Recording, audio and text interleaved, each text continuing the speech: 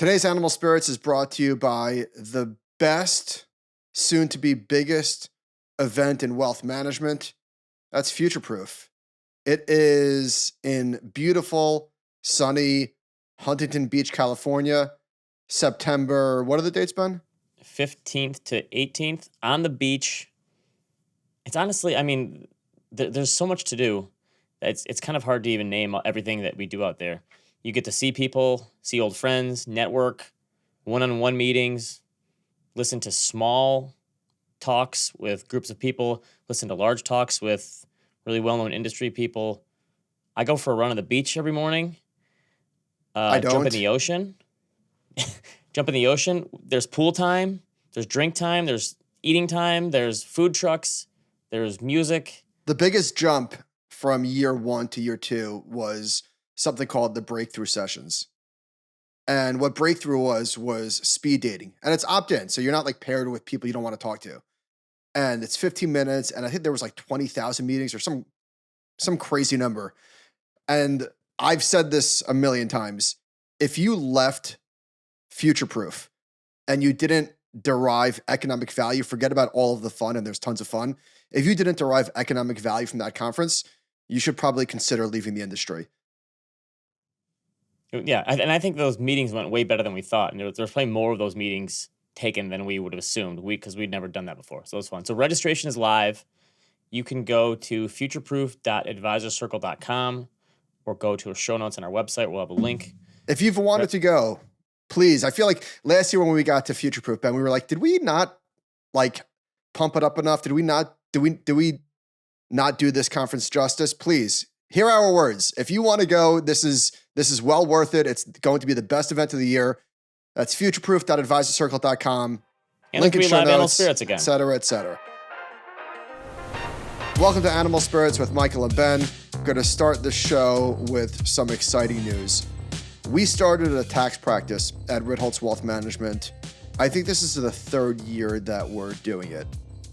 And there is more demand from our clients than we have capacity to serve them. Because right now, we've got the absolutely incredible Bill Arteronian doing all the heavy lifting, doing every tax filing. We need help. We need more people. If you want to join us and be part of this rocket ship that is our tax filing, tax practice team, we're growing quickly. We have more demand than we know what to do with. Great work environment, great people, great clients. Link in the show notes to learn more. Reach out to us if you want an introduction. If you are interested or if you are existing, somebody who's preferably, if we could find this unicorn, you're in the RIA industry, you're into taxes, maybe you even are a CPA, or maybe you're a CFP and you're leaning towards tax, please reach out to us. We have to have a lot of tax nerds who listen to the show. God, come on. Reach out. All right, Ben, did we have fun in Kansas City? Kansas, by the way, Kansas City, Kansas. No, we were in Kansas City, Missouri. No, we weren't. Yes, we were. Come on. Yes. Did you not? Yes, we were in Kansas City, Missouri. Are you kidding me? We were on the Missouri side. Glad you're paying attention. This is Are you sure about? No, I don't. Yes. Kansas City. All right. Maybe you're right. Yes. Kansas City, Missouri is the bigger side. Kansas City, Missouri is the bigger side? Yes, that's where the Chiefs are. They're in Missouri. I just know blew what? your mind. Holy cow. We were in Missouri that whole time? You were in Missouri. You know what? That's why I couldn't use FanDuel. I see the list of approved states. I'm like, what the heck? I'm in Kansas. And then when we got to the airport, when I was on FanDuel, then I knew we were in Missouri. I thought we were in Kansas City, Kansas. It was you and me and 1,100 farmers. And the interesting thing to me about the whole ordeal is the psychology behind money. It's always going to be there, and it doesn't really matter what the situation is. It's interesting because a lot of the people there were farmers who had a lot of money, and it was in this illiquid business of theirs that is their farm, because they were saying like, hey, take how many acres you have and multiply it by this number, and this is how much this person is worth. And it's a lot of money, right? But they have the need, or the probably desire to diversify that, and there's a lot of like psychology behind it, and it was interesting just to Because look it's not at just businesses. It's like family, in some Family, cases, yes. generations. It was just interesting to think about that from a different angle and perspective. So hearing their thoughts on how they manage their wealth when a lot of it is tied into this land that they own. And you're right, and it is maybe family land that's been passed down for generations. But I'm still not over the fact that I'm shook that we were in Missouri the whole time. I thought you knew this. So I'm looking when I Google Kansas City, Kansas, the Kansas City, Missouri city, that's a skyline that pops up. Is the Kansas City in Kansas not like a big downtown metro area? I don't remember the Uber driver was explaining this to us on the way to the airport. You must have totally checked out of that conversation. No, I was listening. My head, okay. All right. Well, what was our favorite quote from the conference? It was interesting because it was it was an agriculture conference, so it was a lot of commodity stuff. So we learned a lot about commodities and what people think about that. But there was a guy on stage who said, "Listen, I'm a gold bug. I pissed more money away in gold than I'm worth." I like that he admitted it. He's like, "This is my personal disposition. I'm attracted to gold, and those ideals or whatever comes along with being a gold bug." And he was not surprisingly, he was a big national debt guy. Yes, but it was interesting just to hear at least someone admit, like, it hasn't worked out for me. Having this mindset hasn't, well, at least in this one asset. I thought that was interesting.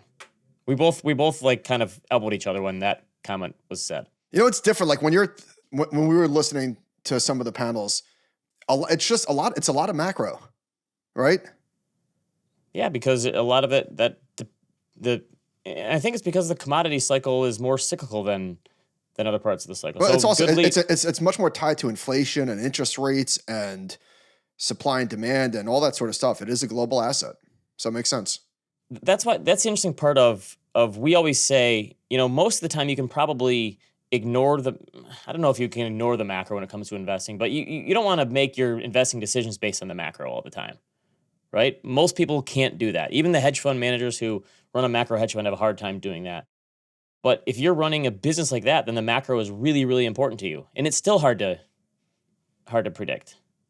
So the lead into commodities here, I told you I was going to be doing annual updates because this is the fun. The technical analysts always like the month-end candles or whatever. Mm-hmm. Right? I still don't quite get the candle thing. What is it? It's like high, low, average closing. How does a candle work? Open, high, low, close. Okay. Technical analysts get excited about candles. I get excited about asset allocation quilts, which someone actually had the idea, said, you guys should make a compound capital quilt, an actual quilt of the asset allocation quilt. I said, I'd buy that. Maybe like 3 people would. So I do the previous 10 years, and then I show the 10-year annual return number. The one that jumped out at me the most, I think, is commodities. They were down 10% in 2023, which makes sense. Inflation fell. Commodity prices fell. They had a decent 2022, pretty good 2021. But their commodities are still down 1-2% a year over the last 10 years. And this is using the ETF DJP. And, I'm sure you could have taken a different basket of commodities and it would look different depending on how you weight them and such. But my whole question about commodities is, and I know there's going to be a cycle where they're going to work like really well because they are so cyclical. But think about the setup. 40-year high inflation, 2 wars raging on in very important regions of the world for commodities, rising interest rates. What does the environment have to be for commodities to do really well and really outperform? Well, they did really well in 2021 and 2022. But not that much better than stocks in 2021, and in 2022 they had 1 year that they outperformed, and that's it. If you would have given me the setup, I would have thought commodities would have just crushed. I mean, oil is back below $70 a barrel or whatever. Yeah. I'm just surprised, given this setup, that commodities haven't done better than they did. And yeah, people are super attracted to real assets. It's like a whole mindset thing. And they did prove to be, at least in the short term, a really good hedge against inflation, but obviously they're not a long-term hedge against inflation. I don't know. My belief with investing in commodities is you got to use trend. I don't think that they're necessarily part of a strategic long-term asset allocation. That's just my It's opinion. a trading strategy more than it's tactical, not buy and hold. The one thing people always say is, why don't you have crypto on here? Where's crypto on every year? So, a handful of people say, why don't you include crypto on your asset allocation quilt? And here's the thing. I only include assets that have an ETF. There's no crypto ETF. It is true. I'm using ETFs here, but here's my cutoff for crypto. So my theory is, I don't think you can use crypto as an asset class before 2017-ish, because how many people had the ability to invest in crypto before then? If you could figure out how to invest in crypto before 2016, 2017, you were like a technology master. I'm sure I couldn't have figured it out. And so that's my cutoff. After we've got 10 years data from 2017, which is when retail people really jumped in, then I think I will be willing to include crypto. How does that sound? Well, I mean, that's kind of nonsense. You don't have to be a genius to figure out how to buy crypto at Coinbase. But the point is, are we supposed to include the returns for Facebook from the time they had a seed funding? That's what I'm saying. If you include the time from Bitcoin starting and use those as returns, it's like giving the returns for the stock market since the companies are at seed stage. It's ridiculous. I understand. Prior to pick a date, 2014, crypto was like a nanotech. That's my point. It was so small that those returns. Listen, you don't have to defend yourself. This is your quilt. Somebody wants to make their own quilt, they can make their own. And maybe I'll start it from when there's an ETF. So starting in 2024, possibly. Although it's already a few days into 2024 and there's still no Bitcoin ETF, so it's going to have to be 2025 now. Clock's ticking. Come on, Gary Gensler. All right, you actually asked me for an update on this. I forgot I did this, a sector quilt, which just doesn't look as pretty because they keep adding sectors, which I'm not a big fan of. I don't like that. I don't like that they broke out communication services from technology. I don't either. I'm the same way. And it basically ends up being similar returns too, but they added real estate and communication services. So it looks like it's an incomplete chart before 2015 or after 2015. No, why this is quite dumb. So communications, it's 24% Facebook and 23% Google. Right. So half of the ETF is in Google and Facebook. Does it really need to be its own sector? I agree. And then you've got Netflix, Verizon, T-Mobile, but just, I don't know. It was similar to the other asset allocation quilt. It was kind of a worst to first type of deal. Energy was up 64%. Yeah, I just don't like change with sectors. I felt we had a good thing with financials, and then they spun out real estate into its own thing. Same thing with tech. I'm a 9-sector guy. How about this, though? Getting back to the commodity thing. So energy stocks were up 53% in 2021, 64% in 2022, and they were down a little less than 1% in 2023. Are energy stocks actually a better bet than commodities? If you wanted to make the commodities bet, why don't you just own XLE? Is that actually going to be a better bet for you? It's hard to envision a commodity super cycle that doesn't include energy participating, right? I mean, listen, if you're asking would I rather buy and hold energy stocks or commodities, it's not close. I'd rather buy energy stocks. Yeah, but I don't think people would look at it that way, and I think maybe they should. Well, no, because again, I think the thing about commodities is that people are attracted to hard assets. Yes, it's a whole mindset. There's something tangible. Yeah. I think the most interesting one here too is consumer staples were down 0.8% in 2022, and that felt like an amazing year. And they were down 0.8% in 2023, and obviously that felt like an awful year. Same exact return. Again, I although no rhyme or reason to this whatsoever. Look at tech. Tech was a top performer in 2019 and 2020. In 2021, it only gained 35%, which was the fourth best performer. So tech was the best in 3 of the last 5 years. Unbelievable. So 4 out of the past 7 years, the best performer has been tech. 2 out of those 7 years, it was energy. And the other only filler is healthcare. So yeah, tech dominance. I don't know. It has the feeling of this time is different with tech, doesn't it? How so? Just that you keep waiting and waiting and waiting for the mean reversion. I know we had a tech recession in a lot of ways, but it's just so big now. It feels like tech is kind of the stock market in a lot of ways. Yeah. A lot of people just dying for a tech mean reversion, needing it. Yes, which I don't know. More on tech in a minute. Here's one of my other favorite charts, S&P 500 annual returns. I do a scatter plot on this. I have to say, this was not an easy chart to make. I think I had to look it up on Excel. I can't remember where I saw this initially. I've made this before. Have you? It Oh wasn't easy yeah. to make. I feel like it was hard to do for some reason, and I had to save it so I could remember. But it just shows from year to year how all over the place things are in the stock market. Obviously, there's more above zero than below zero, which is good. But this is one of those little rhyme or reason. I think that's my whole ethos in the short term, is that predicting what's going to happen especially in like a year period, is more or less impossible. I saw an article a couple of weeks ago on Yahoo Finance. There was an interview with Harry Dent, and he was talking about prepare for like an 80% crash, as he often does. That's so unlike him. Yeah, he's trying something new in 2024.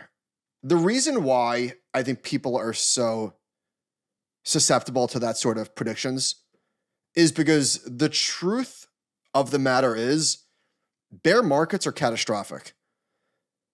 Like those, and they don't come along often. And I'm not talking, hang on.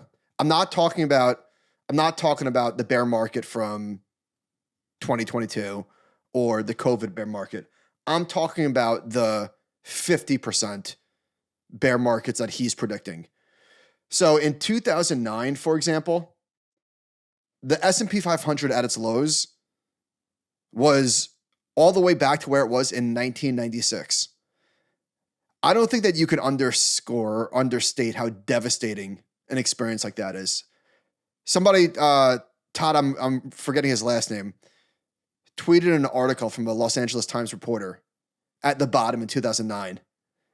And of course he, sold. But it was just, they're backbreaking and devastating. And I think that's why there's so much attention for that sort of like reporting.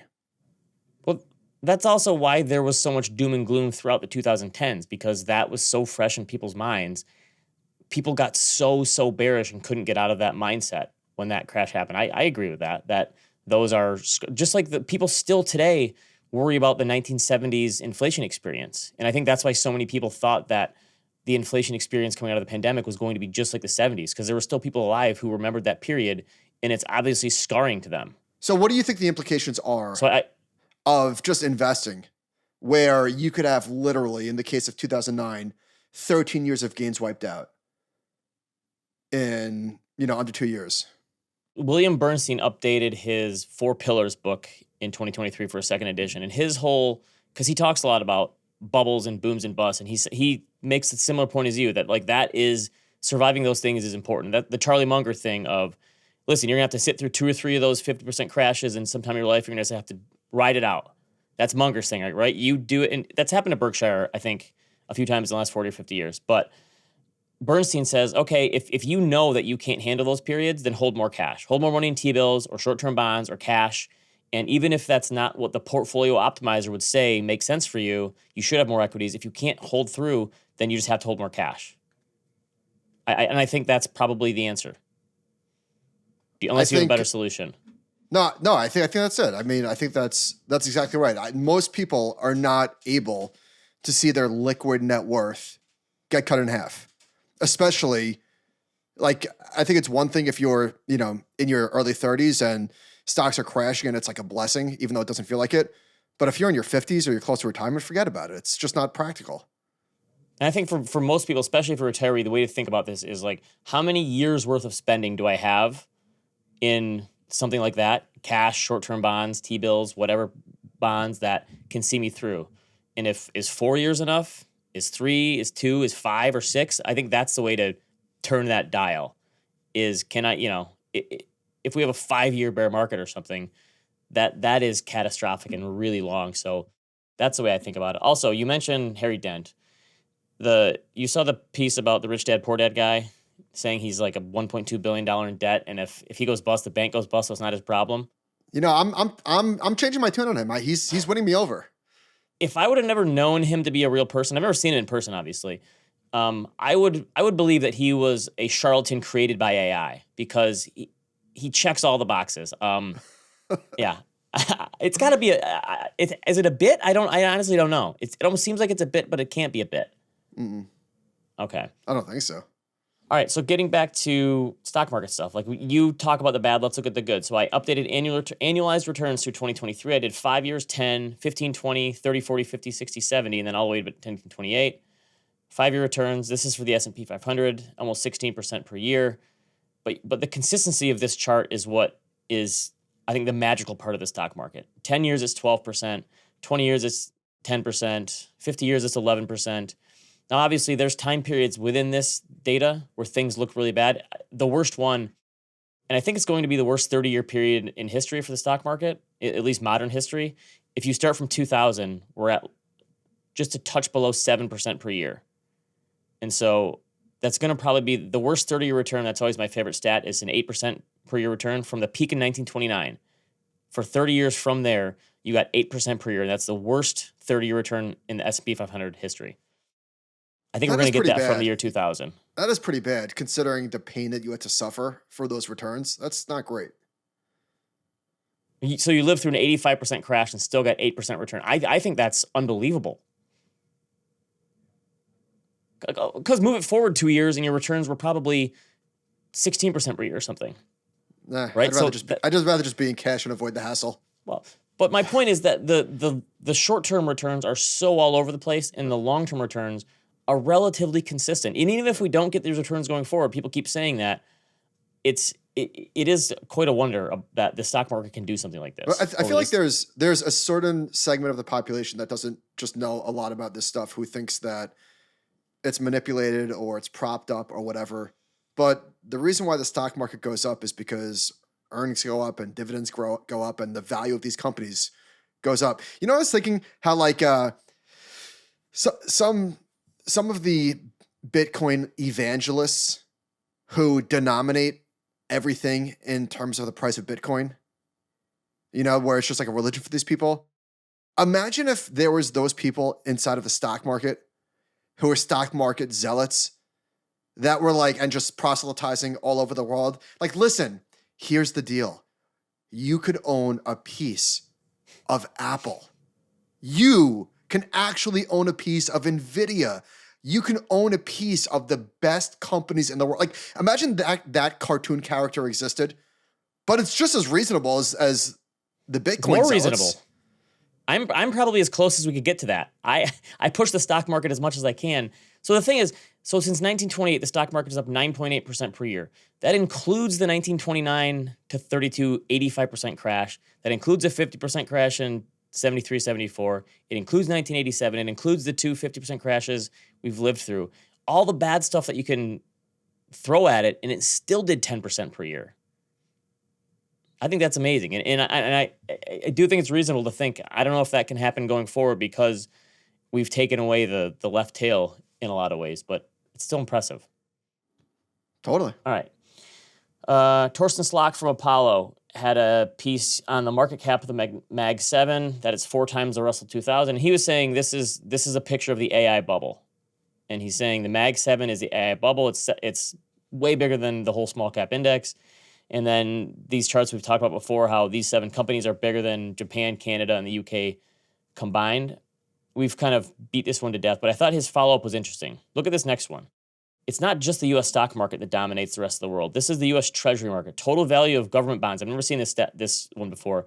The United States bond market, and this is just treasuries, is pretty much the same size as the bond markets in China, Japan, the UK, France, Italy, and Germany.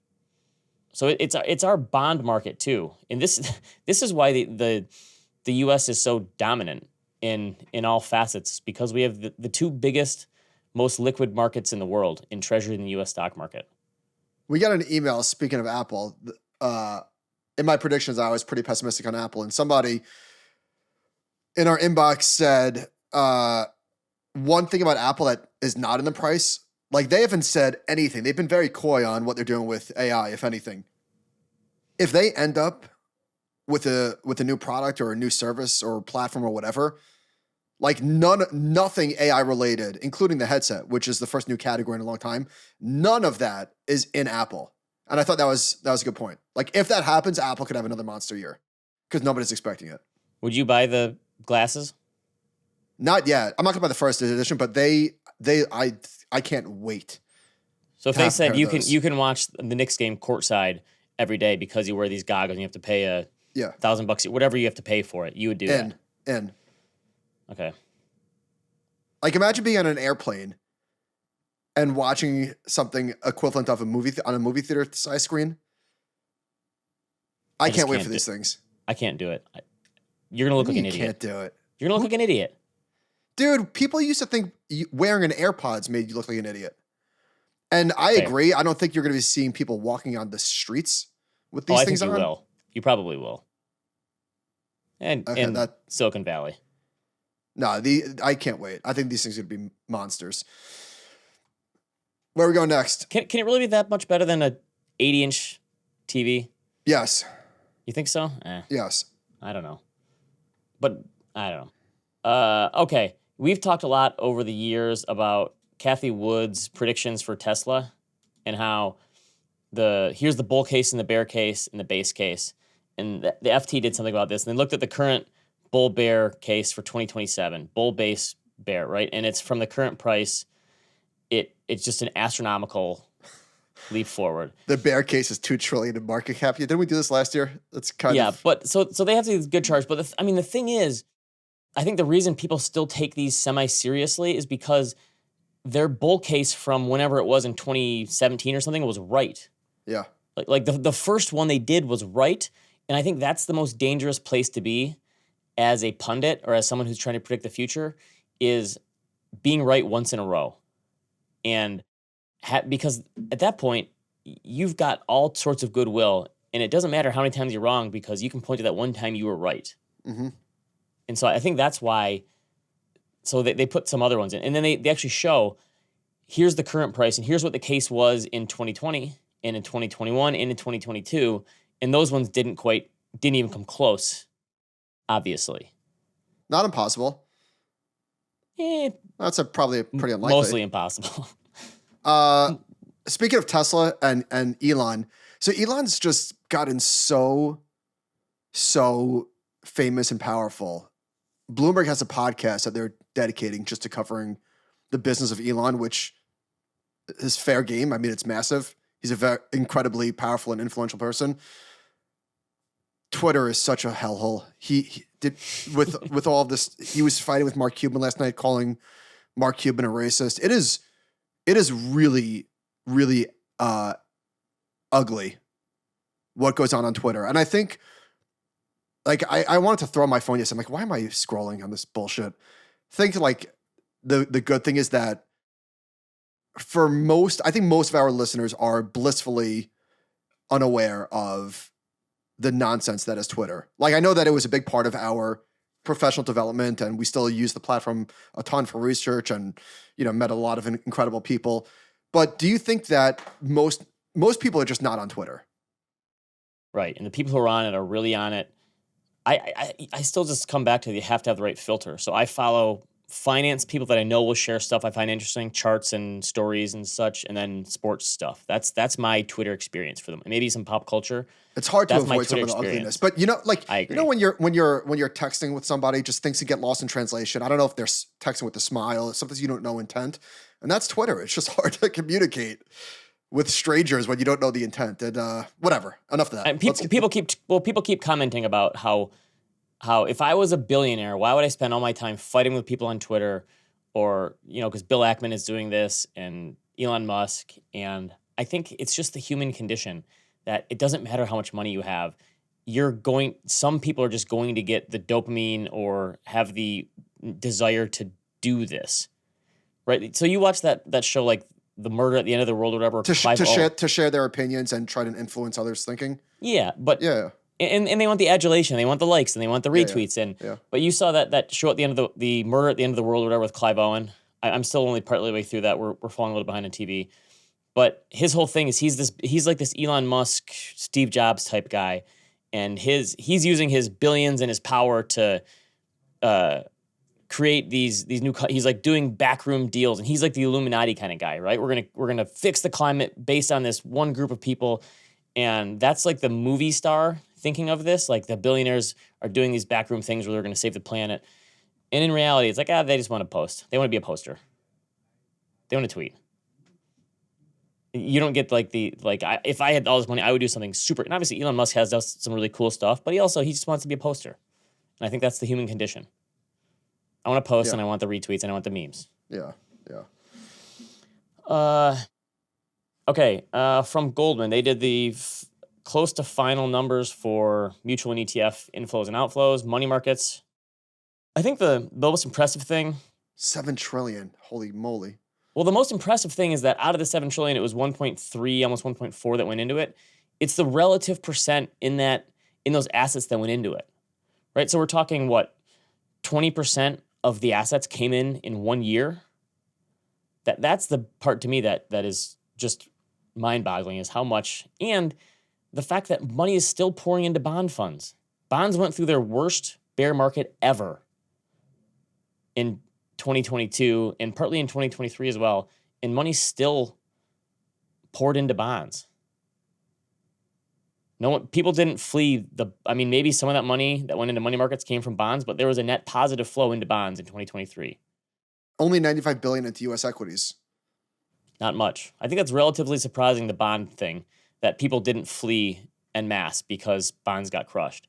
I think they said, man, those losses were terrible, but yields are higher. Right? Mm-hmm. All right. Bank of America. Remember when this was a bad thing? Passive now accounts for the majority of U.S. domiciled AUM. This is 2009 to 2023. This is just the fund world. Passive went from 20% to 53%. But it's important. This is just the fund world. Yes, not nothing the whole to say stock about market. direct ownership. Yes. And as far as the fund world goes, this should be, in my mind, 80-20. I think that's possible and probably should be someday. There will not be a day of reckoning where this chart flips. If that's what you're hanging your hat on as a professional manager, I'm sorry. It's just not going to happen. Those days are over. I agree. Ben Johnson did good work over at Morningstar. He made a chart of ETFs, the top 20 ranked by average daily AUM, showing total value traded. So this is showing the relative value being traded every day, more or less. Like out of the total, how much is being traded? And then I guess in English, what's like the average holding period? You're able to impute that from these numbers. Did I make that's a real word, right? Impute? That makes sense. So SPY, for example, tracks the S&P 500. The average holding period for that is 17 days. It's got $400 billion in assets. Total value traded is $8.7 billion. IVV, on the other hand, and VOO, which is the iShares and Vanguard S&P 500 ETF, the average holding period is 262 days and 85, 65? Whatever. So IVV, VOO, those VTI, holy cow, VTI. There's the average holding period for VTI is 665 days. Wow. So there are ETFs that are bought and held. There are ETFs that are traded even at the index level. I just thought this was... So SP and QQQ is average holding period is 15. So those are used more as placeholders or hedging vehicles or shorting vehicles, those kind of things, because they're big and liquid. And it also makes sense that Vanguard funds are bought and held longer. These are the monsters. These are the monsters. SPY and the Qs alone accounted for roughly 36% of total ETF trading volume. And then he says, with the launch of the spot Bitcoin ETF seemingly imminent, it's worth noting that BITO ranks in the top 2% of ETFs. It's ranked by lowest average holding period, just 8 days. Okay, so whenever Bitcoin ETFs are here, and we'll talk about that in a little bit too, there's going to be a ton of turnover, and the average holding period is going to be very low. I would think so. Yeah, that makes sense. Okay, some good news. Survey from the Federal Reserve Bank of New York. They asked who expect their financial situation will be better off over the next year. This goes back to 2014. And we're coming up. We are coming up. Inflation is abating, sort of for the most part, except at the bagel store. I got a bacon, egg, and cheese on a wrap, and Kobe got like one of those, a little Mario cookie with its face on it. $15.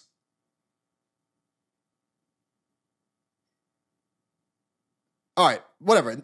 Not great, but whatever. But $9 for bacon, egg, and cheese. Here was the part that really irked me. We were with a bunch of his friends. I got two of them, a soda, a seltzer soda, and chocolate milk. $8. I didn't want to be like, come on. Come on, this is just not right. $8 for two drinks? Okay, so who are we blaming for high food prices? Because I think it makes sense with wages going up in the service industry that food prices would be higher. I'm sorry. Because it's either higher wages or greedflation. 300% markup or whatever it is. So you're in the greedflation camp then with this. That's greedflation, absolutely. All right, I will buy that. I will never go back to the bagel store. Especially when you consider how much of the service industry is still tip related in many ways, or they're trying to, right? They're not everywhere. You're just buying food as getting tips, but that makes sense. There's another chart: share of respondents who say it is more difficult to get a loan versus a year earlier. Super high compared to the past. Not surprising at all. And the question that I have is, we're looking at this chart, is like, why didn't this have a bigger impact on the economy? The availability of credit. And maybe it wasn't availability. Maybe it was just the terms were just higher. But isn't this what matters? Did people front load their borrowing, or were the cash cushions just that large where the borrowing didn't make? I don't much think of a difference? Main Street small business owners like front run borrowing. I think that's what's showing in this chart. It's harder to get a loan than it was a year ago, and obviously it impacted businesses everywhere. Not to minimize or poo-poo it, but just in the aggregate, it didn't impact the overall economy. I'm with you. It's bizarre. How about say it differently? Not say it didn't have an impact. It didn't bring the economy down. Yes. We had a talk a couple weeks ago with an international portfolio manager, and I said, listen, we had this regional bank crisis here. Why didn't we get something like that in Europe? And we didn't really have a good answer, but rates went from negative to high really quick. Why weren't there more blowups of rates going from 0% to 5%? That is relatively shocking to me, that there weren't more banks or hedge funds or over-levered whatever that blew up from that. Things have been relatively orderly. Same thing with bonds. Yeah, it is surprising. I would have expected more blowups, and I guess that's a good thing. All right, June 2022, U.S. inflation rate 9.1%. U.S. unemployment rate, 3.6%. Now, U.S. inflation rate, 3.1%. U.S. unemployment rate, 3.7%. Wow. Yeah. Pretty good. I tweeted this, and boy, did I find, you talked about Twitter, I found the dregs of, somehow I got retweeted into politics Twitter on this one. And that's the part that I wish I could just cut me off forever from Twitter, is I'm on this team, and so you're an idiot, or I'm in this team, and this is great. And not having context, and anyway. Okay, don't look at this next one. Okay. Give me your guess. Jeremy Horpedal, did you look at this already? Mm-mm. What was the median family income in the U.S. in 2022 for a married couple with children under 18 living in their house? Median for income. I'm sorry, for per couple? Median household income if you have a child under the age of 18. Married couple. So two incomes? Yep. Ish. 150,000. New York has warped your brain. Correct answer is 120,000. Which hold on. I'm not that. First of all, I wasn't that far off. Okay. It's not like I said it was $300,000. The median income, the median for ostensibly two earners. So I said 75 and it was 60. Not that far off. But my point is just that I think one of the reasons people are always people in this country are richer than I think most people assume. And maybe income doesn't mean you're rich, obviously, but look at this next one. Bernie Sanders retweeted this thing saying 63% of Americans do not have $500 in the bank. And Bernie Sanders is, his finance stuff is just so far off kilter with buybacks, and he's claiming that Vanguard and BlackRock are an oligopoly. Anyway, we see these stats all the time, and we debunk them. 63% of Americans do not have $500 to pay for an emergency health care bill, and that sounds like an awful place to live. This Matt Darling guy who does a really good job at myth-busting these things, he says median household net worth is $192,000, including $8,000 in checking accounts. That means more than half of households in the United States have $8,000 or more in a checking account. But I thought we can't pay for a $400 bill. Yes, and obviously that is not true. All right, you and I were walking around Kansas City, Missouri, not Kansas, last week, and the downtown. It was a Tuesday or Wednesday, I think, Tuesday, whatever day it was, and the downtown was dead, and we asked a lot of people, "What's going on here?" And they said, "Listen, we don't mean it was quiet. There was we could see multiple blocks with nobody on the sidewalk. We talked to people, and they said, listen, it's like this since the pandemic. The weekends are bumping here, and if there's a game or something, like, it's a ton of people, and people come to have fun. But during the week, people just aren't coming in. People live in the suburbs, and they don't want to come into the office anymore." And I experienced this. I went to Cincinnati a couple months ago, and they said the same thing, and it felt really quiet. And they said, listen, people just don't come into the office anymore. Or if they do, it's 1 or 2 days a week, and it's just not as busy. And so you and I were talking about this and saying, listen, the commercial debt, people know about this. Like, people have been, predicting the end of this commercial real estate market. Like, what is the reckoning here? Because this has to have an impact. So the Wall Street Journal says there's a staggering 19.6% of office space in major U.S. cities that weren't leased as of the fourth quarter. That is above the previous records from 1986, and 1991 is the highest since 1979, which is as far back as the data goes. The bulk of the space, this is someone in New York who works at a real estate brokerage. The bulk of the vacant space are buildings that were built in the 1950s, 60s, 70s, and 80s. Why would any business want to lease a building that was built in the 50s, 60s, 70s, or 80s? They don't. Right? So if you're a business who wants people to be in the office, you've got to give them a reason to come in. You're not going to lease some old building. I mean, unless you retrofitted it or something. So what's the end game here? What happens? When is this just death by 1,000 cuts? Yeah, I have no idea what the future holds for these office buildings that nobody is going to be occupying for the foreseeable future.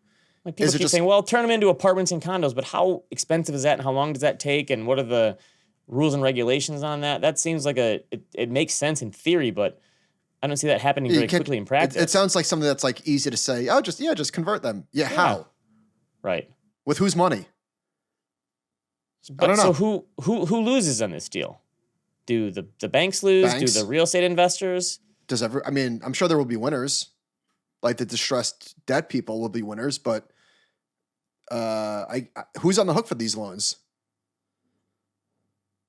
Bars and banks? I don't know. I don't know enough about this to even comment. But I mean, the weird thing is that the risks you can see coming clear as day are rarely the risk that take things down. The idea that commercial real estate is going to take the system down, I guess not impossible, but I would say highly unlikely, given that it's so in our face. The bonds have all been marked, right? Like, nobody's going to be caught off guard. Like, oh shit, there's a problem in commercial. Yeah, no kidding. We know. Everyone knows. People have time to prepare for it, whatever that means, I guess.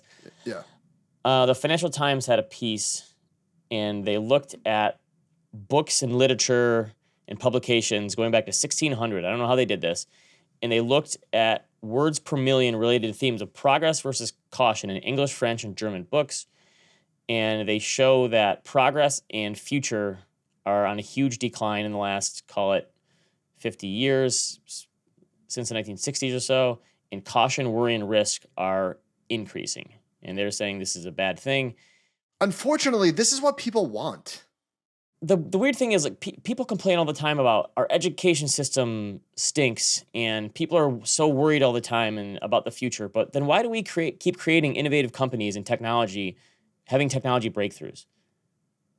Like, is it just that people say so it's not like we're not talking about progress in the future as much anymore, but we're being more negative than positive. So why do we keep having all these innovative companies and breakthroughs happen? I don't see the connection. I think that's a non sequitur. I know. I think it's like, watch what people do, not what they say. People say I'm more cautious and worried and no. I think progress. just there's more demand for negativity from the readers and the general audience than there is for positivity. Yeah, and I'm saying that negativity hasn't had an impact on the world really, besides social media or whatever. But it's not just, quote, the media's fault. They're doing what they think is going to be most profitable, and there's more desire for negative headlines than positive ones. Yeah, they're giving the audience what they want. I also think maybe people in the past had to be more overly optimistic because things were so crappy back then. Like if you read any history books, even in the past couple, like things were really bad back in the day. Now things are so much better. People just have more time to be overly pessimistic. I highly doubt there was ever a period where the society at large was super optimistic about the future. I'm sure there's been, bouts of it sprinkled throughout history. Like the Roaring 20s and such, but I'm sure there was plenty of pessimistic people too. Can you just imagine living in a world without a heater and without an air conditioning? No. And people didn't really start brushing their teeth until like the 1900s. Did people just go around smelling really bad with really bad teeth all the time and just no one said anything because that was the world? I think so. I think about that all the time. Hygiene back then. How bad? When did deodorant get invented? Probably in the last 100 years, maybe. Oof. Yeah, not pretty. So the supply chain issues has been fixed. That's good news. How much of we're looking at a chart of supply chain pressure subsided. It's basically round tripped and then some. I feel like this is as responsible for inflation as anything else, including like the stimulus. Yeah, it was mashing the supply chains with increased demand from the stimulus that was a double whammy. Remember all of the ports, the ships in the ports of Los Angeles? Yeah, people were trying to figure out, like, what if we stacked 3 instead of 2? People were trying to figure that stuff out. I guess we got it, huh? I have noticed that a lot of the car dealerships now are way fuller than they were. That was one of my anecdotal things for a while, is that the car dealership parking lots were just empty. They seem to be fuller now. My Jeep, I've got to take it in. I can't drive it anymore. If I'm going on the highway above like 50 miles an hour, and if I hit just a very normal bump in the road, the entire thing starts shaking like aggressively, like the tires, like I feel like I'm going to crash. So I have to retire my vehicle. I've got to get it over to the shop or whatever. It's scary. I don't know what's going on. That doesn't sound good. Isn't that the thing with Jeeps though? They're not very good highway vehicles. If you have the top that can come off. I'm telling you, the entire car was like aggressively shaking. I thought it was going to crash. Okay. Did you just hammer the gas? All right. Is the crypto fee war the fastest fee war in history? Yes. The Bloomberg guys are all over this. James Seifert and Eric Balchunas. So they listed all the ones that are coming out from ARK and iShares and Bitwise and VanEck and WisdomTree and Invesco and Fidelity and all of them. And the fees are, I think, as low as 25 basis points is the lowest one, maybe 20, and they're doing some fee waivers. And like because Bitcoin isn't doing, they're waiving fees for 6 months or $5 billion. Yeah, so a lot of these are doing something similar. Yeah. So these places know first mover advantage is a thing. So they want to get money in.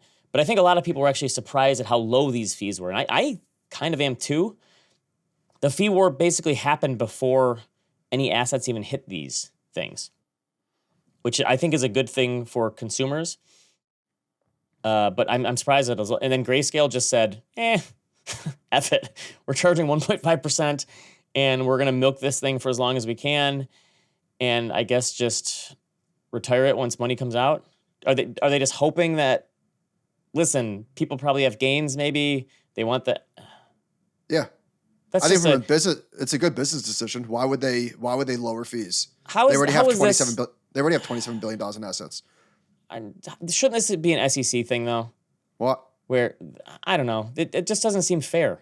If all these other places are offering fees that low, that they can just keep their fee high because some people might... That's capitalism.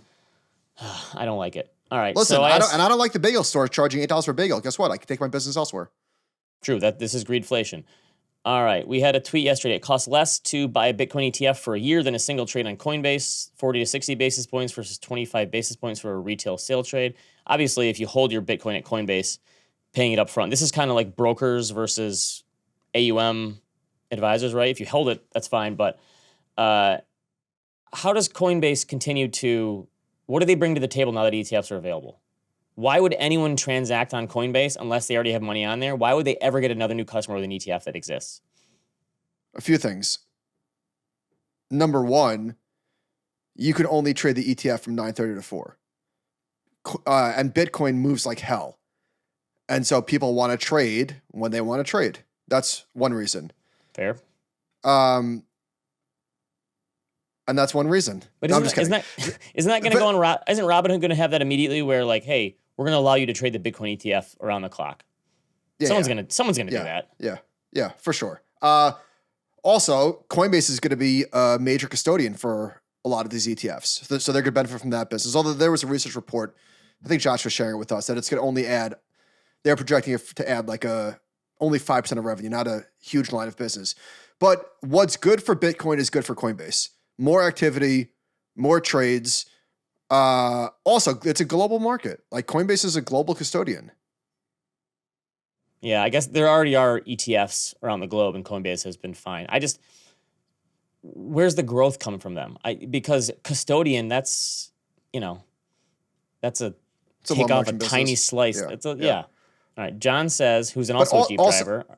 One last thing on Coinbase. There's also people that just want to feel like they own the physical Bitcoin, even though we know it's equivalent. There's people that just don't want to deal with Wall Street. They just want to own it through Coinbase. Yeah, but don't you think those people already exist?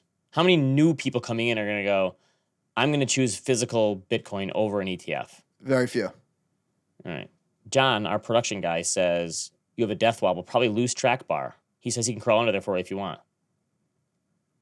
He said this Wrangler thing. Dude, it's awful. It's just very scary. Okay. All right, Matthias Dorda from Asset Dash tweeted, we were talking about like, will there be a sell the news? Won't there be? And who knows? Nobody does. That's we'll see. Is it priced in is the hardest predictions question are hard to make add. about, especially about the future, as Yogi But like, what's said. priced in is the hardest question to answer. We'll find out after. But so Matthias made a good point. Look what happened when the first gold ETF was listed on the New York Stock Exchange.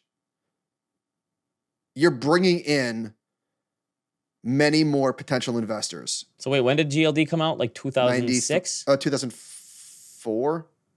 That makes sense. That was a different world back then, but I wouldn't be shocked either way. This is one of those times where I would not be pounding the table that Bitcoin is going to moon from here because of the ETF. You know why? Because even though we said that like there's permanent supply that's been taken off the market. All right, fine. So then forget about those people. They don't matter then, right? The float for all intents and purposes is much smaller. So it's really the marginal buyer and seller.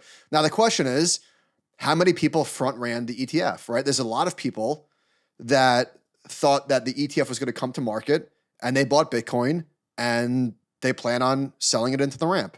So I don't know. We'll see. I would not be surprised. I would not be surprised if it goes to $50,000 immediately. I would not be surprised if it goes back down to $40,000 immediately. I would not be surprised with either outcome. They listed 10 Bitcoin ETFs on here. How many are still there in 5 years? In 5 years, I would say. I mean, there should be 3 of them. I know there's a lot of S&P 500 ETFs, but there's really. I'm not gonna name names, but I think this one. So 1, 2, 3, 4. I think 4, maybe 5 will be here in 5 years. I think half of this list will not have assets and we'll shut it down.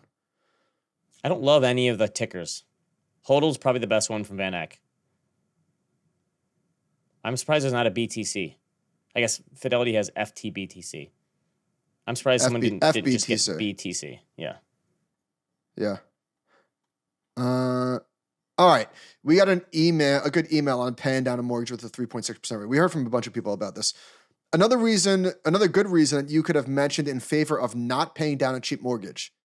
Interest on balances up to $750K is tax deductible. So the effective hurdle rate that you need to clear for it to make sense is even lower than the mortgage rate of record. Yes, also, I agree. Also, people sometimes conflate the payments that go into an escrow account with a mortgage payment, even though these are costs like property taxes and insurance that you would need to cover whether or not you had a mortgage. Once you strip out the escrow payments and net the tax advantage, your mortgage effectively costs much less than what you would see leave your account each month. I think that's a huge portion of it. Yes. Is that if your insurance and your taxes are rolled into your monthly mortgage payment, that exists regardless of what you're doing. So that's a really, really good point. I don't think people net that out. Yeah, payment on your house doesn't go away just because your mortgage is paid off. Right. So I thought that was a really, really good point. But yeah, the tax part of it is that's a good one. Ben, I shared this tweet with you a couple of months ago, we were talking about like once upon a time in the 50s, a family could own a home, a car, and send the kids to college all on one income. Yes. That's been a meme for a lot of people, and people say that like they're so smart. But then this was the best dunk on it I've seen. Matthew Chapman, percentage of Americans who owned a home in 1950, 40%, now 66%. Percent who owned a car in 1950, 50%, which is crazy. This number kind of shocks me. Percent who owned a car now is 91%. That's way higher than I would have assumed.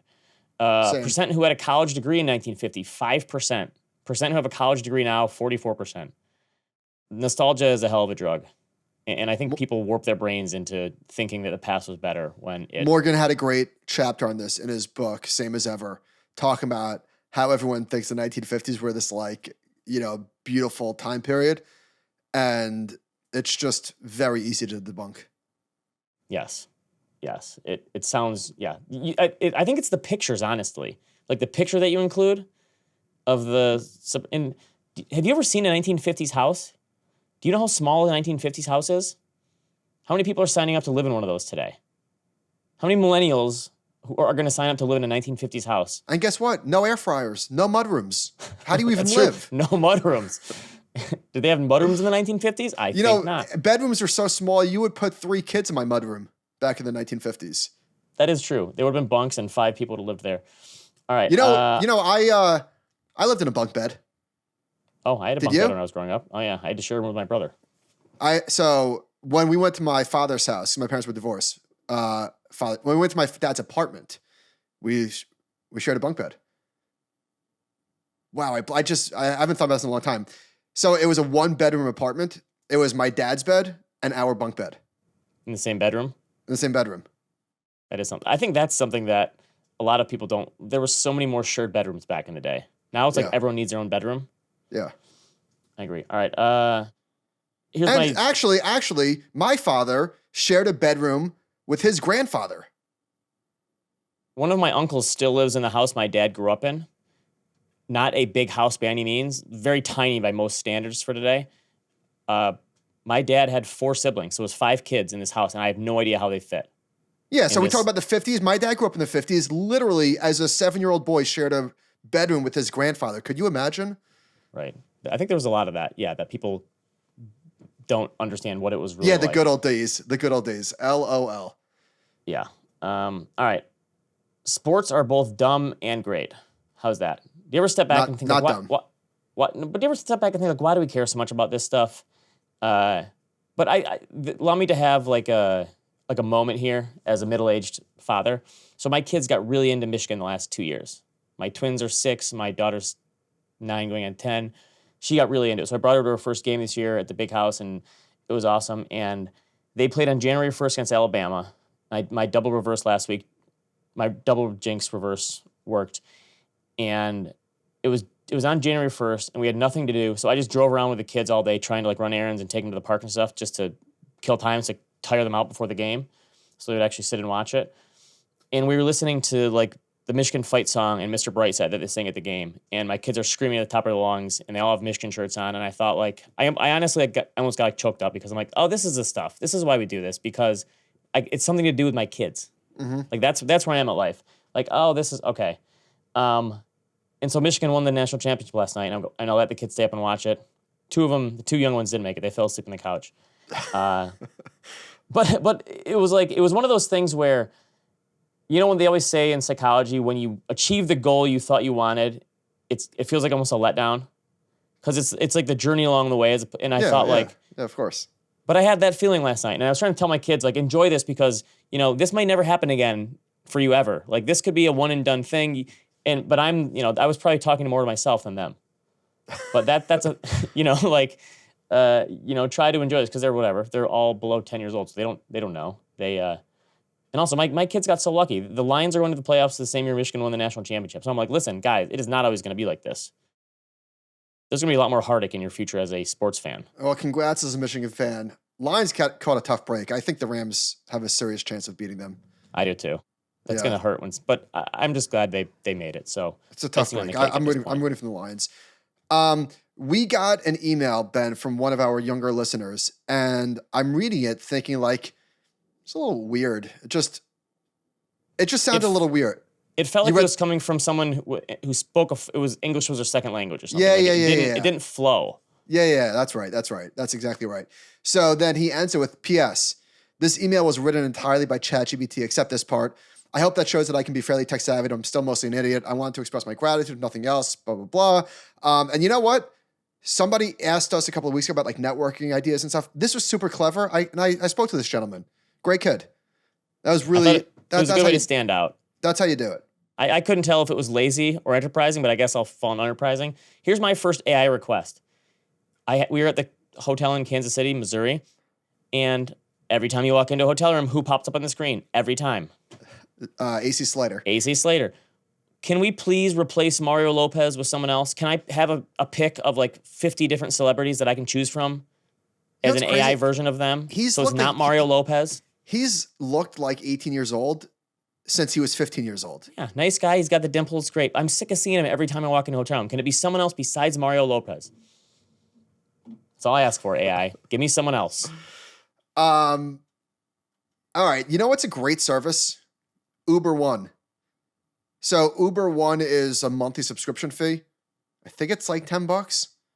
But you get 6% back on your rides. So if you don't use Uber a lot, then I don't use Uber enough to make right. Sense But for people that do, it's a great service. I love it. You spend $100, you get $6 back in like so when do we get cash fees for rides. When do we get the Uber credit card? Don't need it. That's essentially it, right? Don't need it. Did you know that? Do you have Peacock? I think we spoke about Peacock recently. I have every streaming. Yeah. I have if it's a streaming service, I own it. So how much of the world is going to know that Chiefs Dolphins are on Peacock? Like only on Peacock? Now, if you're a Chiefs fan and a Dolphins fan, I'm guessing by now you got the memo. Well, I had to watch. Michigan games were on Peacock this year. How many people in Kansas City do you think are going to sign up for Peacock and then cancel it? And how many are going to forget to cancel it? But this is why you have to buy it. This is why the streamers have to add sports, though. They have to. Because this is how you get new people. If you're a Dolphins Chiefs fan, you 100%, if you're not going to, maybe you're going to a bar, but if you're watching at home, you're paying for the service. All right, here's where Peacock benefited me recently. There's this movie that came up. I'm moving into recommendations here. This is what they call a transition in the business. So there's this movie, The Holdovers, I really wanted to see with Paul Giamatti. It just came out. It's a Christmas movie, and it's an Alexander Payne movie. He did Sideways, which is one of my all-time favorite movies. I love that movie. And I love that the director and writer and Paul Giamatti were coming back together. And a bunch of people who listen to this podcast had emailed me saying, hey, Ben, you have to watch this. This is a total Ben movie. And I was going to either rent it or, pay the $19.99. And I said, I saw that it was coming to Peacock like December 27th. And I'm like, oh, I'll just wait a week till it comes on Peacock. And it was there. And I watched it and loved this movie. Absolutely loved it. I don't know if it's for you, but here's what it is. It's a Christmas movie, which I already love. It's a coming-of-age movie. It's about this kid who is stuck. He goes to a boys' school, like a boys' boarding school that's away, and his parents go for vacation on Christmas, so he has to stay at the boarding school with one of his teachers. That's the whole premise. It's a simple premise, and it's also, when they do the who's in the movie and who produced it and who directed it at the beginning, the credits, and it says, and introducing, it's a new actor or actress. This kid had literally never done a movie before, who is like this 16-year-old, 18-year-old kid at boarding school, and he was fantastic. He was just a smart-ass, wise mouth, and he was so good acting with Paul Giamatti, and I loved this movie. And I think movies are back. I've seen 4 good movies in the past month or so. The Killer, good, not great. Oppenheimer, give it all the awards, which it probably will, it sounds like. Past Lives, I loved. And The Holdovers was excellent. Movies are back. For me. If you're a Ben movie person and not a Michael movie person, you have to see The Holdovers. Well, I made a domestic yearly box office chart. And I would say we peaked at 12 billion and now we're at like 9. So not terrible. I mean, it was looking pretty dire, but substantial growth every year since the pandemic. I am very excited to see The Holdovers. Not very excited. That's an overstatement. I love Paul Giamatti. So I will see that movie, even though it might not be a me movie. He more or less plays Miles from Sideways, but more neurotic. Yeah. But he was excellent in it. I thought he won the Golden Globe and he deserved it. I watched Past Lives on the airplane. Okay. And it's definitely a good movie, but it's not for me. I was pretty bored. I could see that. Yeah. I think you might be bored with the holdovers, but so these are the top 20 movies from this year. Barbie, Super Mario, Spider-Man, Guardians of the Galaxy, Oppenheimer, Little Mermaid, Avatar, Ant-Man, John Wick, Sound of Freedom, Taylor Swift, Indiana Jones, Mission Impossible, Hunger Games, Transformers, Creed 3, Elemental, Fast X, Five Nights at Freddy's, and Wonka. Pretty underwhelming. it's kind of funny how people were saying Barbenheimer was showing that like movies are back and it's not just sequels. Look at all the sequels on here. Pretty It's underwhelming. 90% of them. Pretty underwhelming. Even after I just said this, movies are back. That's because I think streaming is going to save movies. That's where I'm still falling on that. The really good movies, like not great movies, the good movies are going to be on streamers going forward. We did like we spoke about Clive Owen earlier with that Hulu show, and I think we did a bit on like where'd Clive Owen go. But you know what I was thinking as I was watching Home Alone and then Mighty Ducks? What happened to Daniel Stern? He's a huge movie star in the 90s. Great City comedic Slickers, actor. Home Alone, yeah. And also Sometimes Emilio Estevez. What happened to him? I think sometimes new actors or actresses just come along and they just get replaced. It's a good question. It does seem to happen quite a bit. It's like the stock market. John Cusack was an enormous movie star for a while. Huge. Remember all the movies? And then just kind of it. John Cusack's best role? The Rock. Con Air. Oh, okay. Wait, Nicolas Cage is in The Rock. I just got Nicolas Cage and John Cusack confused. Wait, yeah, fair enough. Yeah. Fair enough. It took Con Air and The Rock are very similar movies. I did watch one good horror movie this weekend. It was on Amazon called Better Watch Out. I'm giving you these excellent movies recommendations. You're like, not for me. But there was this one movie where a guy had a foot growing out of his face. And it was really scary. So this thing grossed $20,000 at the box office in the U.S. and Canada. That's a new record for you. Listen, am I recommending this movie? No, I'm not. But it was fun on Amazon. Here, let me tell you the premise of this movie. A young brat his parents are going out, and there's a babysitter coming over, and he has a crush on the babysitter, and then the house gets attacked by people, and things go completely haywire. It was clever. I wish I could say more, but I can't. It was clever. Okay, that movie's never been made before. Not like this. This. There was a twist. Good little twist. All right. All right. Oh, one more thing.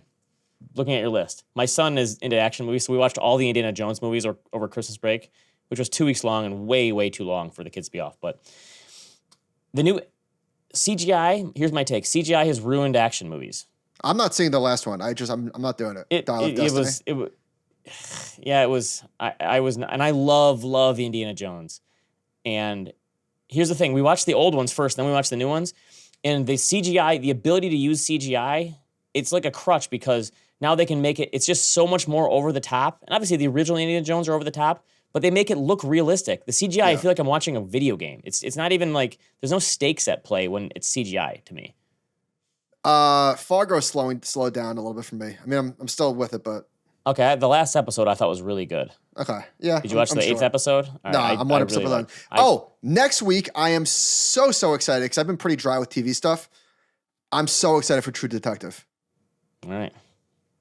I haven't watched it yet either. Yes, I'm excited. No, it's not out yet. Of course you haven't watched it. Oh, okay. Well, the last season with Vince Vaughn was really, really bad.